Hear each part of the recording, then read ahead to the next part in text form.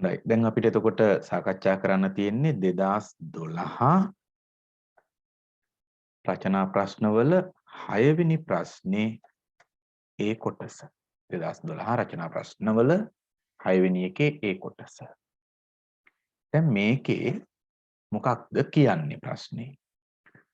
ප්‍රශ්නේ පළවෙනියට කියනවා සාන්ද්‍රණීය සීවන ජලීය ඇසිටික් ද්‍රාවණයක pH අගය සඳහා ප්‍රකාශනයක්. අම්ලයේ විඝටන නියතය Ka සහ C ඇසුරින් ව්‍යුත්පන්න කරන්න. හරි. ඔන්න පළවෙනි කොටසේ කියන දේ. එතකොට ජලීය ද්‍රාවණයක් තියෙනවලු. ඒ ජලීය ද්‍රාවණයේ ඉන්නවලු ඇසිටික් අම්ලේ. ජලීය ඇසිටික් අම්ලේ ඉන්නවලු. මේකේ මෙයාගේ සාන්ද්‍රණය C ගේ සංකේතෙමයි දීලා තියෙන්නේ C මවුල ඝන ඩෙසිමීටරයට කියලා තියෙනවා. ඝන ඩෙසිමීටර මවුල C ප්‍රමාණයක් ඉන්නවා කියලා තියෙනවා. ඊට පස්සේ කියනවා මේ අම්ලෙට අදාළ විඝටන නියතේ සමතුලිතතා නියතේ විඝටන නියතේ Ka කියලා කියනවා. එතකොට මෙන්න මේකට මේ අම්ල ද්‍රාවණය සඳහා pH වලට ප්‍රකාශනයක් ව්‍යුත්පන්න කරන්න. මේ අම්ල ද්‍රාවණය සඳහා pH වලට ප්‍රකාශනයක් ව්‍යුත්පන්න කරන්න කියලා කියන්නේ. එතකොට pH අගය ලැබෙන්න නම් අපි එච්චයින සාන්ද්‍රණය සම්බන්ධ ප්‍රකාශනයක් හදාගන්න ඕනේ. අපි දන්නවා මේක දුබල අම්ලයක්. මේ දුබල අම්ලය අයනීකරණයට අපිට සමීකරණ ලියන්න පුළුවන්. දුබල අම්ලය ජලීය ද්‍රාවණයේදී වෙන් වෙනවා අයන වලට ඇසිටේට් අයනෙට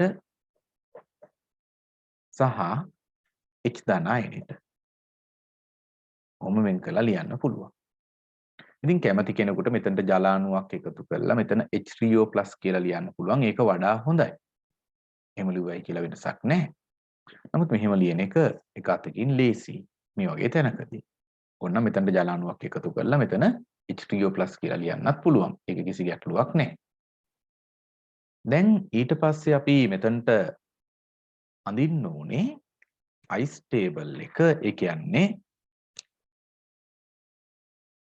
මම මේ කියන වචනේ පුරුදු නැති වෙන්න පුළුවන්. ඒක නිසා මම කියන්නම් ice table එකේ මේක ඉනිෂියල් ප්‍රමාණය ආරම්භක ප්‍රමාණය කොච්චරද කියන එක. change එක කොච්චර වෙනස් වීමකට ලක් වෙනවද මේ සංඝටක කියන එක. සහ ඉක්විලිබ්‍රියම් එක කොච්චර සමතුලිතතාවයේ ඉන්නවද කියන එක. එහෙම නැත්නම් අපිට end එක කියලා ගන්න පුළුවන් අවසානයේදී කොච්චර ඉන්නවද කියන එක. හරි. දැන් මේගොල්ලෝ කියනවා මේ ගත්තේ සාන්ද්‍රණීය C එකක්ලුනේ. එහෙනම් ආරම්භයේදී සාන්ද්‍රණීය C ඉඳලා තියෙනවා. ඒතර ආරම්භකයේදී මේගොල්ලෝ ඉඳලා නැහැ. හරි. මෙයාගේ C ප්‍රමාණයක් තමයි ආරම්භයේදී තිබිලා තියෙන්නේ. එතකොට ඒකකේ ලියන්න පොඩ්ඩක් ඉඩමදි. කෙලවරෙන් ලියන්නම් ඝන ඩෙසිමීටරයට මවුල කියලා ඔන්න ලිව්වා. ඊට පස්සේ අපි හිතනවා මේ දුබල අම්ලේ අයන බවට පත් වෙන ප්‍රමාණය x ප්‍රමාණයක් පත් වෙනවා කියලා. එතකොට අයනීකරණය වෙනවා කියලා x ප්‍රමාණයක් සාන්ද්‍රණයක්. x සාන්ද්‍රණයක් අයනීකරණය වෙනවා කියලා හිතනවා. එතකොට මෙතනින් අඩු වෙනවා x ප්‍රමාණයක්. මේගොල්ලන්ගේ එකකින් මෙතන එක්කෙනෙක් හැදෙන හින්දා මෙතනින් අඩු වෙන ප්‍රමාණයට සමාන ප්‍රමාණයක්ම මෙතන සාන්ද්‍රණිය ලැබෙනවා. මෙතන එක්කෙනෙක්ගෙන් මේකේ එක්කෙනෙක් ලැබෙන හින්දා මෙතනින් අඩු වෙච්ච ප්‍රමාණයට සමාන ප්‍රමාණයක් තමයි මෙතන හැදෙන්නේ. ඒ වගේමයි මෙතන හැදෙන ප්‍රමාණෙත් ඊට සමානයි. මොකද එකකින් එකක් හැදෙන හින්දා. ඉතින් මම ඒකෙත් යුනිට් එක ලියන්නම් ඝන ඩෙසිමීටරයට මවුල කියලා. මෙහෙම. දැන් අපිට පැහැදිලිව පේනවා ආරම්භයේදී C තිබිලා තියෙනවා. නමුත් දැන් තියෙන්නේ ඊට වඩා අඩු ප්‍රමාණයක්. මොකද x අයින් වෙලා. ඒක නිසා මෙතන අපිට අවසන් ප්‍රමාණය C ඍණ x කියලා ගන්න පුළුවන්. සමතුලිත ප්‍රමාණය. මෙතන x කියලා ගන්න පුළුවන්. මෙතන x කියලා ගන්න පුළුවන්. ඝන ඩෙසිමීටරයට මවුල. කොහොම ගන්න පුළුවන්. ඊට පස්සේ අපිට පුළුවන් මෙතනදිම අපි දන්නවා මේ දුබල අම්ලයක් මේගොල්ලන්ගේ මේ විඝටන නියතේ බොහෝ විට දුබල අම්ලවල විඝටන නියතේ අපි දන්න කාබොක්සිලික් අම්ල සියල්ලේම විඝටන නියතේ සියල්ලේම කියන්න බෑ සාමාන්‍යයෙන් කාබන් හයිඩ්‍රජන් විතරක් තියෙන කාබොක්සිලික් අම්ලවල විඝටන නියත එකවරක් 10 ඍණ 3ට වඩා අඩු ඒවා. අපි දන්නවා CH විතරක් තියෙන කාබොක්සිලික් අම්ලවල විඝටන නියත එකවරක් 10 ඍණ 3ට වඩා අඩුයි. ඒ කියන්නේ එකවරක් 10 ඍණ 4 එකවරක් 10 ඍණ 5 එකම වෙන්න ඕනේ නැහැ. මොකක් හරි ඉලක්කමක් වරක් 10 ඍණ 5 මොකක් හරි ඉලක්කමක් වරක් 10 ඍණ 6 මේ වගේ මීට වඩා අඩු අගයන් තමයි තියෙන්නේ. ඒතර අපි දන්නවා මීට වඩා අඩු අගයන් එනකොට එකවරක් 10 ඍණ 3ට වඩා අඩු අගයන් එනකොට මේ විඝටන නියතය සඳහා පිළිතුර මේ විඝටනය වෙන ප්‍රමාණය යම් සාන්ද්‍රණයකට සාපේක්ෂව ඒකෙන් මේ විඝටනය වෙන ප්‍රමාණය නොසලකා හරින්න පුළුවන්. ඒ තරම් කුඩා ප්‍රමාණයක්. යම් සාන්ද්‍රණයකට සාපේක්ෂව ඒකෙන් විඝටනය වෙන ප්‍රමාණය අයන බවට පත් වෙන ප්‍රමාණය නොසලකා හරින්න පුළුවන්. Ka අගය මේ අගයට වඩා කුඩා වෙනකොට. ඉතින් අපි දන්නවා කාබොක්සිලික් අම්ලවල මීට වඩා කුඩායි. ඒක අනිවාර්යයෙන්ම දන්නවා. ඒක නිසා අපිට මෙතනදිම පුළුවන් අවශ්‍ය නම් මෙන්න මේගොල්ලෝ ආසන්නව මෙයාව නොසලකා හැරලා විඝටන වෙච්ච ප්‍රමාණය පොඩි කියලා නොසලකා හැරලා කුඩායි කියලා නොසලකා හැරලා මෙතන සාන්ද්‍රණය සීම කියලා සලකන්න. හරි මේ අඩු කරන එක තේරුමක් නැහැ කියලා සලකලා මෙතන සාන්ද්‍රණය සීම කියලා සලකන්න. එතකොට කෙනෙකුට ප්‍රශ්නයක් වෙන්න පුළුවන් ඇයි එහෙම අඩු කරන්නේ නැත්තේ කියලා. අපි නිකන් උදාහරණයක් ගමු. හරි නිකන් උදාහරණයක් ගමු සංකේතවලින් මේ සංඛ්‍යාවලින්. අපි හිතමු මේ c ගේ අගය 0.1 කියලා. අපි හිතමු c ගේ අගය 0.1 කියලා. c වෙනුවට අගය. අපි හිතමු මේ x ගේ අගය. මෙතනින් අඩු කරන්න ඕනේ x ගේ අගය 0.0.0.0.1 කියලා. අඩු කරන්න ඕනේ උත්තරේ. දැන් අපිට එන උත්තරේ දශම නේද? මෙතන 9යි. හරි. නේ? මෙතන 9යි. මෙතනත් 9යි.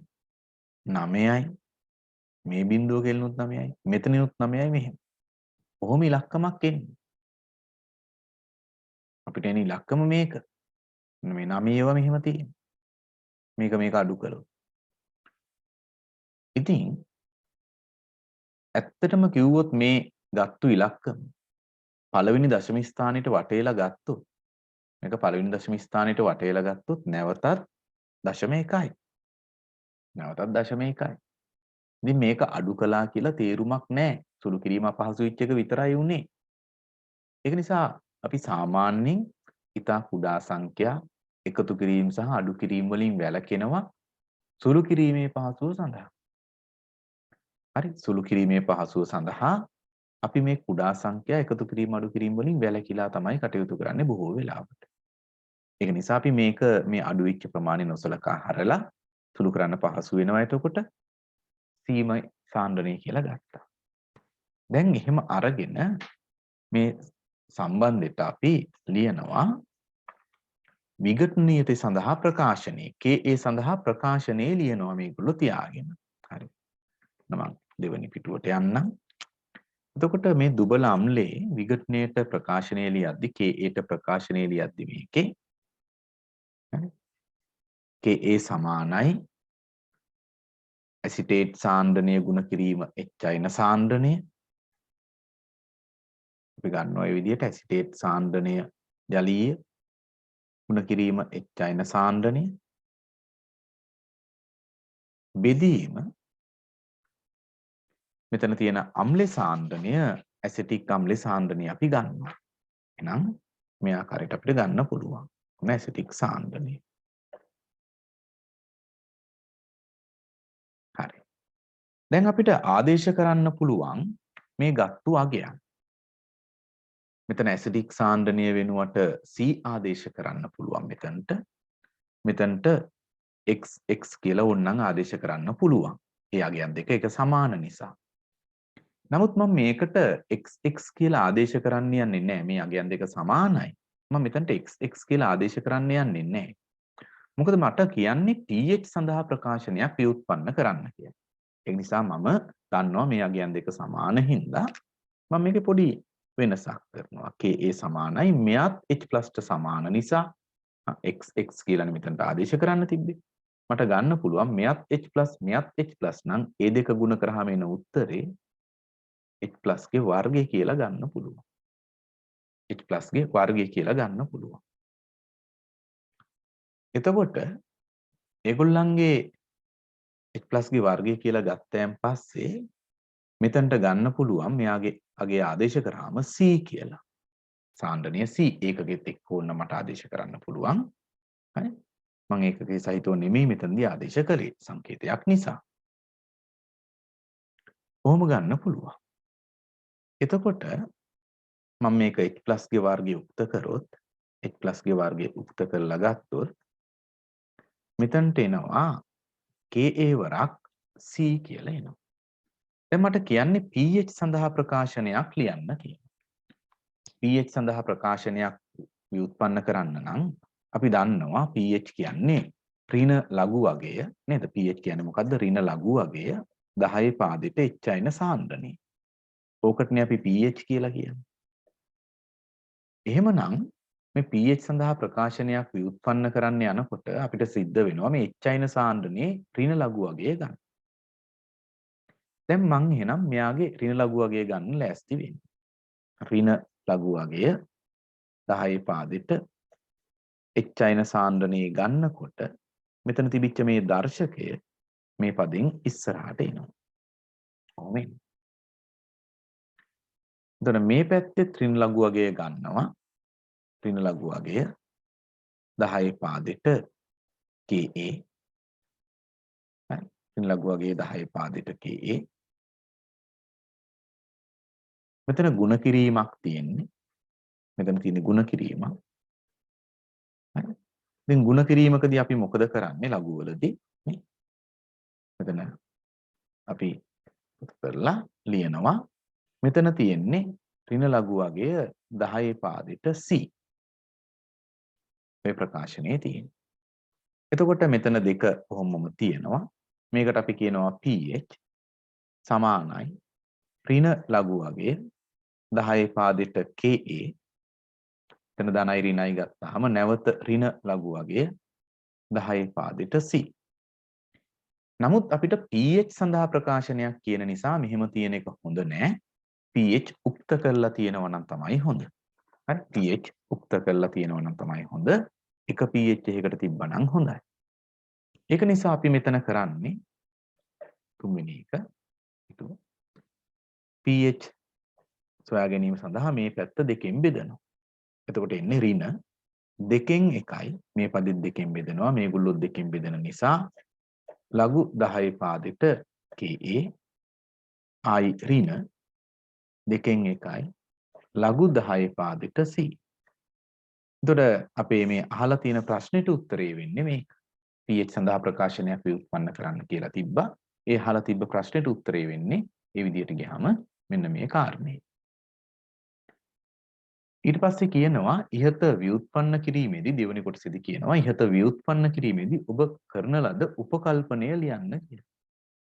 ඒතර මේ ව්‍යුත්පන්න කිරීම කරගෙන යනකොට මොකද්ද ඇත්තටම අපි උපකල්පනය කරේ?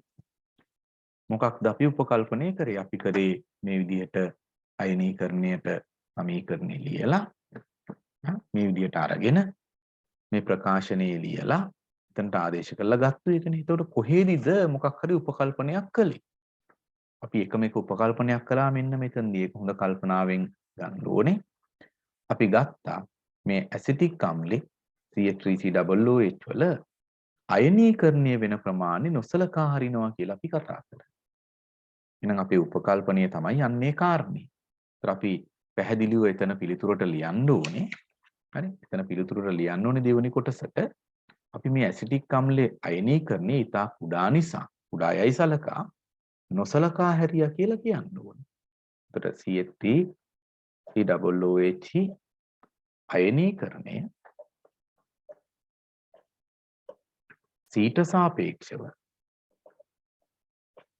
ඉතා කුඩා නිසා නොසලකා හරින ලදී. නේ? ඕකනේ අපි කියන්නේ. ඔන්නෝක තමයි අපි උපකල්පනය කරේ. ඊට සාපේක්ෂව ඉතා කුඩයි කියලා උපකල්පනය කරලා නොසලකා හරින ලදී. ඕනම් නිසා කියන එක වෙනුවට උපකල්පනය කර කියලා මෙතන ලියන්න පුළුවන් නේ. කරලා තමයි මේ නොසලකා හැරීම කළේ. එහෙනම් මොකද්ද කරපු උපකල්පනය? ඇත්තටම මේ නොසලකා හැරීම කියන වචනේ ලිව්වේ නැතත් කමක් නැහැ. කරපු උපකල්පනය තමයි මෙන්න මේකේ අයනීකරණයේ ඉතා කුඩා බව තමයි උපකල්පනය කරේ. C3COOH අයනීකරණයේ C ට සාපේක්ෂව, ඒ කියන්නේ සාන්ද්‍රණයට සාපේක්ෂව අයනීකරණයේ විච්ච ප්‍රමාණය ඉතා කුඩා කියලා උපකල්පනය කරා කියන එක තමයි මේකේ උත්තරේ. මෙන්න මේ කොටස තමයි මේකේ උත්තරේ. ඉතින් අපි එහෙම උපකල්පනය කරලා නොසලකා හැරීමකුත් කළා. මේක ලිව්වයි කියලා වාසියක් අවාසියක් නෑ. මේ කරපු උපකල්පනය මෙන්න මේ කාරණේ. C3COOH අයනීකරණය C ට සාපේක්ෂව ඉතා කුඩා බව උපකල්පනය කරලා ඉතින් නොසලකා හැරලා ගාන හැදුවා කියන කාරණේත් මම කිව්වා. මේක කිව්වේ නැතයි කියලා ප්‍රශ්නයක් වෙන්නේ නැහැ. ඊට පස්සේ තුන්වෙනි කොටස කියනවා ඉහත අම්ල ද්‍රාවණයේ 100ක නියතියක් ආසුතු ජලය එකතු කිරීමෙන් ඝන ඩෙසිමීටරයක් එක් තනුක කරන ලදී. හැමතිස්සෙම පොඩි රූපයක් ඇඳ ගන්න ගානක් හදද්දී බොහොම පහසුවෙන් ඒකට ගණන් හදන්න පුළුවන්. මේ තියෙනවා අර ඉහත අම්ල ද්‍රාවණේ, ඒ කියන්නේ ඇසිටික් ද්‍රාවණේ තියෙනවා. එයාගේ සාන්ද්‍රණය C කියලා දීලා තියෙනවා ඝන ඩෙසිමීටරයකට මවුල. ඒකෙන් අරන් තියෙනවා පරිමාව ඝන සෙන්ටිමීටර 100ක්. ඒතර සාන්ද්‍රණීය පරිමාව දන්නවා කියන්නේ ඔයගලන්ට මවුල ගාන හොයන්න පුළුවන්. මවුල ගාන වෙන්නේ C වරක් 100 වරක් 10 ඍණ 3නේ. සාන්ද්‍රණීය ගුණ කරන්න ඕනේ පරිමාවෙන්. ඔන්න ඔයගලන්ට එතන මවුල ගාන හොයාගන්න පුළුවන්. දැන් මොකද කරන්නේ? මේකට එකතු කරනවා ජලය. මේකට ජලය බාහිරින් එකතු කරලා තියෙනවා. හරි ජලය බාහිරින් එකතු කරලා තියෙනවා. ආසුතු ජලය එකතු කරලා තියෙනවා. කොච්චරක් වෙනකන්ද මේ ද්‍රාවණ පරිමාව ද්‍රාවණයේ මුළු පරිමාව ඝන ඩෙසිමීටර් 1 වෙනකන් එකතු කරලා තියෙනවා. ඒතර දැන් අවසානයේදී මෙතන ද්‍රාවණයේ පරිමාව ඝන ඩෙසිමීටර් 1යි. ඝන ඩෙසිමීටර් 1යි අවසාන පරිමාව. හරි. අවසාන පරිමාව ඝන ඩෙසිමීටර් 1යි. දැන් මෙතන තියෙන ඇසිටික් අම්ලේ තනුක වෙලා. ඇයි වැඩි පරිමාවක ව්‍යාප්ත වෙලා මෙතනට වඩා. මේ ඝන සෙන්ටිමීටර් 100ක් ඇතුලේ හිටපු ඇසිටික් අම්ලේ දැන් තියෙන්නේ ඝන ඩෙසිමීටර් 1ක් ඇතුලේ. එහෙනම් මේ ඇසිටික් අම්ලේ මෙතනදී සාන්ද්‍රණය වෙනස් වෙනවා. සාන්ද්‍රණය වෙනස් වෙනවා. ඔයගලන්ට මෙතනදී සාන්ද්‍රණය හොයන්න පුළුවන්. මෙතනදී සාන්ද්‍රණය වෙන්නේ මොකක්ද? මෙතන තියෙන මවුල ප්‍රමාණය බෙදන්න ඕනේ පරිමාවෙන්. පරිමාව නම් ඝන ඩෙසිමීටර් 1යි. ඒක කිසි ගැටලුවක් නැහැ. පරිමාව ඝන ඩෙසිමීටර් 1යි. ඔයගොල්ලෝ දන්නවා අවසාන පරිමාව, ද්‍රාවණ පරිමාව. එහෙනම් කොච්චර මවුල ගානක් මෙතන තියෙනවද? ඔයගොල්ලෝ හොයාගත්ත කලින් තියෙන මවුල ගාන. ඒ කියන්නේ C ගුණ කිරීම 100 වරක් 10 ඍණ 3යි. ඔන්න මවුල ගාන. එතකොට මෙතන සුළු කරාම ඔයගලන්ට ගන්න පුළුවන් පිළිතුර. මේක සුළු කරාම පිළිතුර ගන්න පුළුවන්. මම පිළිතුර උඩින් සඳහන් කරන්නම්. සාන්ද්‍රණය සමානයි C බෙදීම 10 කියලා තමයි එන්නේ සාන්ද්‍රණය. ඝන ඩෙසිමීටරයට මවුල කියලා. ඔන්න සාන්ද්‍රණය මෙතන අලුත් සාන්ද්‍රණය ගණනය කරගන්න පුළුවන්. හැබැයි ඉතින් මේක ගණනය කරන්න අවශ්‍ය නැහැ නේ ළමයි. මේක වචනෙන් තේරෙනවා. මේ 100 තිබිච්ච පරිමාව ඝන සෙන්ටිමීටර 1000 වෙනකන් වතුර දාලා. ඒ කියන්නේ 10 ගුණයක් තනුක කළා. ඉතින් ඔයගොල්ලෝ වචනෙන් කිව්වනම් මේ ගානේදී මේ ද්‍රාවණය 10 ගුණයක් තනුක කර ඇත. ඒක නිසා ඇසිටික් අම්ලේ සාන්ද්‍රණය නව සාන්ද්‍රණය අර තිබ්බ සාන්ද්‍රණයෙන් 10න් බෙදුවාම එන උත්තරේ කියලා. ඒක තනි වචනෙන් ගණන් කරන්න පුළුවන්. තනි වචනෙන් පෙන්වන්න තිබ්බා එහෙම මේ විදිහට ගණනය කිරීමක් යන්නේ නැතුව. මොකද්ද ඔයගොල්ලෝ කියන්න ඕනේ? මේ ඇසිටික් අම්ලය දස ගුණයකින් තනුක කරලා තියෙන නිසා 100 තිබිච්ච එක 18 ගෙනහිල්ලානේ 10 ගුණයකින් තනුක කරලා තියෙන නිසා ඇසිටික් අම්ලේ සාන්ද්‍රණය ඒ තිබ්බාගෙන් 10න් එකයි කියලා. එහෙනම් නැත්තම් ඇසිටික් අම්ලේ නව සාන්ද්‍රණය C බෙදීම 10යි. කලින් තිබිච්ච සාන්ද්‍රණය බෙදනවා 10න්. මොකද 10 ගුණයක් තනුක කළා නිසා. එහෙම වචනෙන් කියන්න තිබ්බා මෙතන. ඉතින් එහෙම වචනෙන් කිව්වනම් එක නේද එක වාක්‍යයෙන් මේ උත්තරේ කෙලින්ම ලියන්න පුළුවන්. නැත්නම් ඉතින් මේ වගේ ගණනය කිරීමක් කරලා ඕනේ ලියන්න. කොහොම හරි කමක් නැහැ. මේක ඕගලන්ට හොයාගන්න පුළුවන්. දැන් ඒක හොයාගත්තයින් පස්සේ හරි C බෙදීම 10යි කියලා හොයාගත්තයන් පස්සේ අපි බලමු ඉස්සරහට කොහොමද මේකේ හොයන්නේ කියලා. දැන් කියනවා ඉහත කොටසේ ලබාගත්තු ප්‍රකාශනයේ ආධාරයෙන් pH සඳහා ප්‍රකාශනයක් ලියන්න. අපි ගත්තු ප්‍රකාශනය මේකනේ. මෙන්න මේ ප්‍රකාශනයේ ආධාරයෙන් pH සඳහා ප්‍රකාශනයක් ලියන්නලු මේ තුන්වෙනි කොටසට. ඉතින් අපි ලියන්නේ තුන්වෙනි කොටසට ප්‍රකාශනයක් මෙන්න මෙතනට. හරි. දැන් මෙතනට ප්‍රකාශනයක් ලියන්නේ. හතරවෙනි පිටුව. හරි. අපි ගත්තු ප්‍රකාශනය තමයි මේක. ඒතර මේ ප්‍රකාශනයේදී හොඳට බලන්න. pH සඳහා ප්‍රකාශනයක් ලියන්න ඕනේ දෙකෙන් එක ලඝු Ka. Ka යගේ වෙනස් වෙන්නේ නැහැ. වෙනස්ුනේ නැහැ. එහෙනම් එතන දක්වා අපිට වෙනසක් නැතුව ලියන්න පුළුවන්. කියන්නේ අපිට ලියන්න පුළුවන් අලුත් pH අගය අපි දන්නේ මොකක්ද කියලා. අලුත් pH අගය සමානයි ඍණ දෙකෙන් එක ලඝු 10 පාදෙට Ka. ඒ කොටස දක්වා ලියන්න පුළුවන් කිසි ප්‍රශ්නයක් නැතුව. මොකද එතන කිසිම වෙනසක් වුණේ නැහැ. pH ඍණ දෙකෙන් එකවරක් ලඝු 10 පාදෙට Ka. ආයි මෙතන වෙනස් වෙන්නේ මේ අවසාන සාන්ද්‍රණය තමයි වෙනස් වෙන්නේ. ඒක නිසා මෙතන ලියනවා ඍණ දෙකෙන් එකවරක් ලඝු 10 පාදෙට අලුත් සාන්ද්‍රණය මෙතනට දාන්න ඕනේ. මොකද සාන්ද්‍රණය C බෙදීම 10. ඔන්න අලුත් සාන්ද්‍රණය. ඔක තමයි අපේ නව ප්‍රකාශනය. ඔන්න අපි pH සඳහා අලුත් ප්‍රකාශනයක් ලිව්වා. දැන් එතකොට අපි තුන්වෙනි කොටසත් කම්ප්ලීට්. ඊට පස්සේ හතරවෙනි කොටසේදී කියනවා ඉහත 1 සහ 3 කොටස් වල ලබාගත් පිළිතුරු භාවිතා කර අම්ල ද්‍රාවණ දෙකේ pH අගය වල වෙනස pH ඒකක 0.5ක් කියලා පෙන්වන්න. ඒ කියන්නේ එකේ ගත්ත උත්තරේ මේක තුන්වෙනි කොටසේ ගත්ත උත්තරේ මේක මේ ප්‍රකාශන දෙක පාවිච්චි කරලා මේ ද්‍රාවණ දෙකේ pH වල වෙනස 0.5යි කියලා පෙන්වන්න. අපි දන්නවා ළමයි අම්ලයක් තනුක කරගෙන යන්න pH අගය වැඩි වෙනවා. අම්ලයක් තනුක කරගෙන යන්න pH අගය වැඩි වෙනවා. එතකොට මේ දෙකෙන් වැඩි pH අගය තියෙන්නේ මෙතන. තනුක කරයන් පස්සේ ද්‍රාවණේ. මේක නෙමෙයි මේක. තනුක කරයන් පස්සේ ද්‍රාවණේ තමයි වැඩි pH අගය තියෙන්නේ. හරි? තනුක කරයන් පස්සේ ද්‍රාවණේ තමයි වැඩි pH අගය තියෙන්නේ. තනුක් කරන්න කලින් ද්‍රාවණේ pH අගය අඩුයි. ඒක ආම්ලිකයි. තනුක් කරන්න ආම්ලිකතාවය අඩු වෙනවා. pH අගය වැඩි වෙනවා. නම් මේ අගයන් දෙකෙන් අපි දන්නවා අංක 1 ප්‍රශ්නේ උත්තරයට වඩා දැන් අංක 1 උත්තරේ මේක උනේ ඊට වඩා අංක 3 උත්තරේ pH අගය වැඩි කියලා. එහෙනම් ඕගොල්ලෝ මෙතන 0.5ක වෙනස පෙන්වන්න තෝරගන්නේ මොකක්ද? වැඩි එකෙන් අඩු එක අඩු කරන්න. වැඩි එකෙන් අඩු එක අඩු කරන්න. ඕගොල්ලන්ට මෙතන වෙනසක් පේන්නේ නැති නිසා ඕගොල්ලන්ට වෙනස තේරුම් ගැනීම සඳහා මම මේක අංක 1 කියලා කියන්නම්. මෙතන අංක 3 කියලා කියන්නම්. ඕගොල්ලන්ට අර පේනකොට තේරුම් ගන්න. එහෙනම් අපි මේ pH තුන්වෙනි අවස්ථාවෙන් pH 1 අඩු කරන්න ඕනේ. ඒතර වම් අත පැත්තේ අපි අඩු කරනවා pH 3 එකෙන් pH 1 මේක අඩු කරනවා. වම් අත පැත්ත විතරක් ඕක කළා හරියන්නේ නැහැ.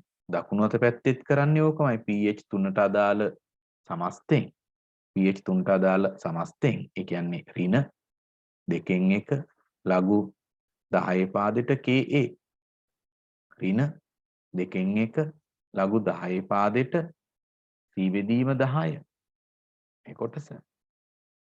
ඔන්න ඕකෙන් අඩු කරන්න ඕනේ pH 1 අදාළ කොටස.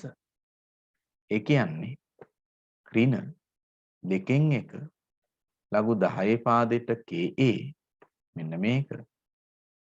ඍණ දෙකෙන් එක ලඝු 10 පාදෙට C. ඔන්න ඔය කොටස අඩු කරන්න ඕනේ. එතකොට අපිට මෙතන සටහන ගන්න පුළුවන්. මේව නැවත නැවත ලියන්න ඕනේ නැහැ. එකපාර පෙන්වන්න පුළුවන්. මෙතන pH 3න් අඩු කරනවා pH 1 අවස්ථාව. මෙතන අපි නැවත පාරක් ලියමු තේරුම් ගැනීම සඳහා කෙනෙකුට. ලඝු 10 පාදෙට Ka මේවා මෙහෙම ලියන්න අවශ්‍ය නැහැ. ඍණ දෙකෙන් එක ලඝු 10 පාදෙට සී බෙදීම 10 මේ ඍණයි ගුණ වුණාම මෙතන ධන වෙනවා. දෙකෙන් එක ලඝු 10 පාදෙට KA ආයි මේ ඍණයි මෙතන ධන වෙනවා. දෙකෙන් එක ලඝු 10 පාදෙට C කියලා එනවා.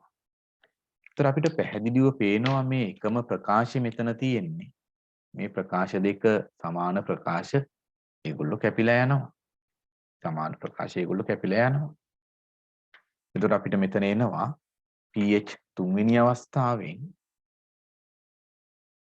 අඩු කරන්න කියලා pH පළවෙනි අවස්ථාව. එතකොට අපිට තියෙන්නේ මේ ඍණ දෙකෙන් එක හරි 10 පාදෙට C කියන කොටසෙන් ඍණ දෙකෙන් එක 10 පාදෙට C කියන කොටස එනවා. මේගොල්ලෝ තියෙනවා. මම ඉතින් ධන එක මුලින් ලියන්න. දෙකෙන් එක ලඝු 10 පාදෙට C වලින් අඩු කරන්න වෙනවා. දෙකෙන් එක ලඝු C බෙදීම 10. හරි C බෙදීම 10. දැන් මෙන්න මේ සුළු කිරීම තමයි අපි කරන්න ඕනේ මෙතන. එතකොට මේ ඍණ දෙකෙන් එක කියන එක එළියට ගන්න ලඝු කියන පදේ හරි එළියට අරගෙන අපි මේ ප්‍රකාශනයේ ලියමු. අපි යනවා පස්වෙනි පිටුවට. මට තව විනාඩි 10යි තියෙන්නේ කියලා පෙන්නනවා නේද? ඒ කියන්නේ ඒකේ අවසන් කොටස හදාගන්න හම්බ වෙන්නේ නැහැ මේ සෙෂන් එකේදී. හරි කමක් නැහැ. වෙලාව ගියේද? මීට හදමු ගාන. එතකොට pH 3 අවස්ථාවෙන් pH 1 අවස්ථාව අඩු කරාම මම මේකේ මේ දෙකෙන් එකවරක් ලඝු 10 පාදෙට කියන එක එළියට ගන්නවා. එළියට ගත්තයන් පස්සේ ඔයගොල්ලෝ ගන්න ඕනේ මෙතන C. මෙතන ඍණ ලකුණක් තිබිච්ච නිසා බෙදීම I C බෙදීම 10. කොහොම තියෙන්නේ මෙතන. ඒත් අපි දන්නවා මේ C ට C කැපිලා 10 උඩට යනවා. එතකොට එන්නේ දෙකෙන් එක ලඝු 10 පාදෙට 10 එන්නේ. අපි දන්නවා ළමයි ලඝු 10 පාදෙට 10 කියන්නේ 1යි කියලා. ලඝු 10 පාදෙට 10 කියන්නේ 1යි කියලා. ඉතින් දෙකෙන් එකවරක් 1. අපි දන්නවා 0.5යි කියලා. ඉතින් ওই විදිහට දිගට යන්න ඕනේ නැහැ. හරි දිගට යන්න ඕනේ නැහැ. ඉතින් මුල හරියදීම මේක එකපාර මේ හරියට ඇහිලා මේක පෙන්න ගන්න තිබුණා. මම අර පියවර පැහැදිලි වීම සඳහා පොඩ්ඩක් පහළට මේක රැගෙන ආවා. ඉතින් ওই විදිහට කරගෙන යන්න ඕනේ. ඊට පස්සේ අහනවා කොටසක් ඉහත කොටසෙහි අම්ල ද්‍රාවණයෙන් 220ක් සහ සාන්ද්‍රණය ඝන ඩෙසිමීටරයටම අවුල C සෝඩියම් හයිඩ්‍රොක්සයිඩ් ද්‍රාවණයකින් 20ක් මිශ්‍ර කර සදා ගන්නා ද්‍රාවණයේ pH අගය කීයද කියලා අහනවා. දැන් මේ කොටස හදන්න විනාඩි 7ක් වගේ තියෙන්නේ. විනාඩි 7ක් මදි වෙන්න පුළුවන්. විනාඩි 7ක් මදි වුණොත් අපි ඊළඟ සෙෂන් එකේදී බලමු. හරිද? right. කොහොමත් අපි ඊළඟ සෙෂන් එකේදී පොඩි සාකච්ඡාවක් දානවා. එතනදී පොඩ්ඩක් බලමු. මේක පිටු අංකේ 5 6. දැන් මේගොල්ලෝ කියනවා මේ ද්‍රාවණයේ 220ක් ඉන්නවලු. ඇසිටික් අම්ලෙන් 220ක් ඉන්නවලු පරිමාව. ඇසිටික් අම්ලේ සාන්ද්‍රණය අපි දන්නවා C කියලා. සාන්ද්‍රණය C. ඒකට දානවලු සෝඩියම් හයිඩ්‍රොක්සයිඩ්. කොච්චර පරිමාවක් දානවලුද? පරිමාව දාන්නේ 20යිලු. එයාගේ සාන්ද්‍රණෙත් C. ඉතින් අපි හොඳටම දන්නවා මේ අතර ප්‍රතික්‍රියාවක් වෙනවා. ඇසිටික් අම්ලේ ජලීය කෙනා ප්‍රතික්‍රියා කරනවා සෝඩියම් හයිඩ්‍රොක්සයිඩ් එක්ක. ප්‍රතික්‍රියා කරලා හැදෙන්නේ සෝඩියම් ඇසිටේට් සහ ජලය. අපිට හොයාගන්න පුළුවන් මේගොල්ලන්ගේ මවුල සංඛ්‍යා. මේගොල්ලන්ගේ මවුල සංඛ්‍යාව තමයි සාන්ද්‍රණීය වරක් පරිමාව. මෙන්න මෙයාගේ මවුල ගාන. අපිට හොයන්න පුළුවන් මෙයාගේ මවුල ගාන. සාන්ද්‍රණීය වරක් පරිමාව. එන්න මවුල සංඛ්‍යා. හරි. එතකොට මෙතන 220යි සීවරක් 10 ඍණ 3. මෙතන 20යි සීවරක් 10 ඍණ 3. එහෙනම් මම මේකේ ගන්නවා ආරම්භයේදී හරි. අයිස් ටේබල් එක අඳිනවා මෙතනටත් ආරම්භයේදී 220යි සීවරක් 10 ඍණ 3. එයාගේ මවුල. මෙයාගේ මවුල වෙන්නේ 20යි සීවරක් 10 ඍණ 3. මේගොල්ලෝ නැහැ. අපිට පේනවා අඩුවෙන් ඉන්න කෙනා ඉවර වෙන්න ඕනේ. ඒ කියන්නේ සෝඩියම් හයිඩ්‍රොක්සයිඩ් ඉවර වෙන්න ඕනේ. එයාව ඉවර වෙනකොට අපිට පේනවා 20යි සීවරක් 10 ඍණ 3 මෙතනිනුත් අඩු වෙනවා. 20යි සීවරක් 10 ඍණ 3ක් අඩු වෙනවා. එතකොට අපි දන්නවා එකකින් එකක් හැදෙන නිසා මෙතන හැදෙන ප්‍රමාණය 20යි සීවරක් 10 ඍණ 3. ජලය ගැන ලියන එක තේරුමක් නැහැ. ඒ නිසා මම ඒක ලිව්වේ නැහැ. මෙතන ඉතුරු වෙනවා අපිට පේනවා 200යි. සීවරක් 10 ඍණ 3. 10 ඍණ 3 පොදු නිසා ඒක ලිව්වා. 220යි සී වලින් 20යි සී අඩු කරාම 200යි සී. 20යි සී වලින් 20යි සී අඩු කරාම මෙතන නැහැ. මෙතන ඉතුරු වෙනවා 20යි සීවරක් 10 ඍණ 3. ඔය ඉතුරු වෙන්නේ මවුල සංඛ්‍යා. හරි. දැන් එතකොට අපිට හොයන්න පුළුවන් ඇසිටික් අම්ලේ සාන්ද්‍රණය කීයද?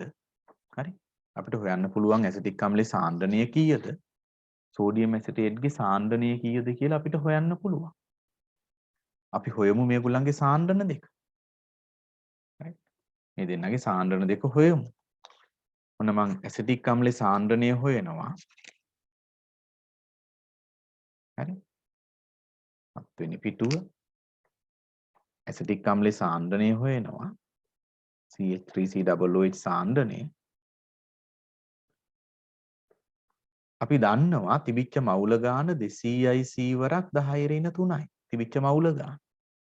බෙදන්න ඕනේ පරිමාව. පරිමාව අපි දැක්ක 240යි. 240යි කියන්නේ කොහොමද? මෙතන 220යි. මේ දාපු 20යි එකතුව 240යි. දැන් අවසාන ද්‍රාවණය ඇතුලේ සාන්ද්‍රණය අපි මේ හොයන්නේ. එහෙනම් 240න් බෙදුවා. වරක් 10 ඍණ 3යි. ඝන ඩෙසිමීටර. එතකොට අපිට මේ ලවණේ සාන්ද්‍රණය හොයන්න පුළුවන්. ලවණේ සාන්ද්‍රණය මෙතන පරිමාවෙන් බෙදනවා ඒ තිබිච්ච ද්‍රාවණය. එතකොට අපිට එන්නේ සෝඩියම් ඇසිටේට් ද්‍රාවණයේ සාන්ද්‍රණය සමානයි 20යි සීවරක් 10 ඍණ 3යි. මවුල බෙදනවා පරිමාව මෙතන 240යි. 10 ඍණ 3යි ඝන ඩෙසිමීටර. දැන් අපිට ඕනේ pH හොයන්න. pH අගය අහන්නේ. ඉතින් අපි දන්නවා හෙන්ඩර්සන් සමීකරණය. pH සමානයි pKa අගය ධන. හරි pH සමානයි pKa අගය ධන. ලඝු 10 පාදෙට ලවණේ සාන්ද්‍රණය බෙදීම අම්ලේ සාන්ද්‍රණය. මොක අපි හෙන්ඩර්සන් සමීකරණය දන්නවා. දැන් අපි ආදේශ කරනවා pH සමානයි pKa අගය ධන ලඝු 10 පාදෙට ලවණේ සාන්ද්‍රණය මෙතනට ආදේශ කරනවා උඩට. කීය දෙන්නේ 20යි සීවරක් 10 ඍණ 3 බෙදන්න එනවා 240 වරක් 10 ඍණ 3.